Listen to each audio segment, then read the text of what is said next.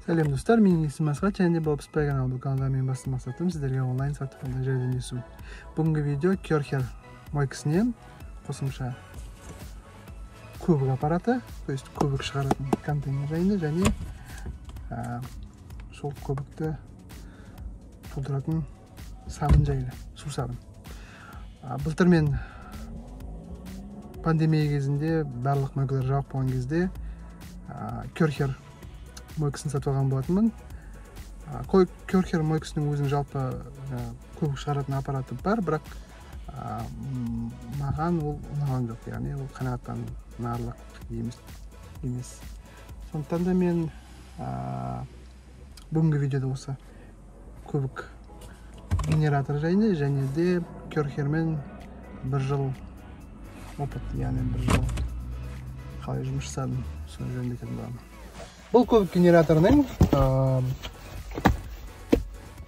яғни ешқандай қиындық ештеңесі жоқ, ешқандай күрделі аппарат емес, контейнер және мынандай басы бар. Бұл басы жаңа катридің басына барады. Және де осы контейнердің ішіне осы су сабымен ара қатынасында өзінің несі бар, соотношение дейді, ара қатынасымен еземіз. Тексеріп көрейік. Бірінші жуылатын жер енді мынау, капоттың асты. Машинаның бәрін жуып болғанша осы жер кеуіп болу керек. Аккумуляторды айырып тастаймыз. Генератормен өшірін пена шашамыз. Көршім түсіріп жатырмын. Ал енді мына көбік аппарат жөнінде су сабын езген кезде мен басында дұрыс емес екен сияқтымын. Соған байланысты мына машинаның моторын жуатқан кезде көпіріктің қоюлығы шамалы болды. Кейін басқа машинаны жуған кезде көбіктің су сабын кішкене көбіректе қосқан кезде көбік кішкене жақсы болды, және де балшықты және ласты майды жақсы езді. Соған байланысты су сабының езуін, яғни езу ара қатынасты сақтауының өзінің ережесін сақтау керек. Сол кезде көбігіңізде жақсы болады. Міне жуып болдық. Енді кептіру. Кешке шейін тұрады, енді қазір сағат 1-2. Кешке дейін тұрады. Ысытпай, жайлап, кеуіп, сосын аккумуляторды қосып қыздырып қоямыз.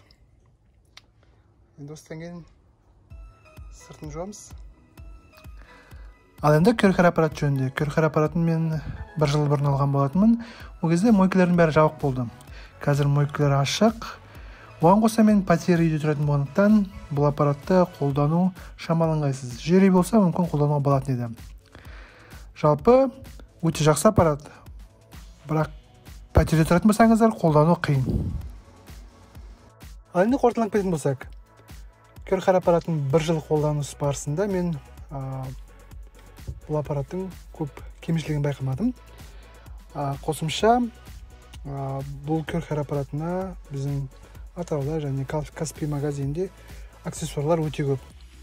Ең үлкен кемшілігі бұл аппараттың бұның бағасы. Керхер аппараты басқа Қытай балама мойка аппараттарымен салыстыратын болсаңыздар өте қымбат. Сондықтан да егер қаражатың жеткіліксіз болса, онда Керхер емес, оған балама болатын басқа аппаратты алған жөн деп ойлаймын.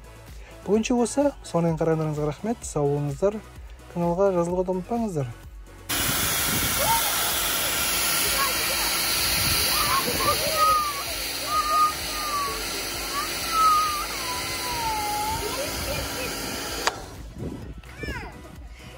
Қорықпа.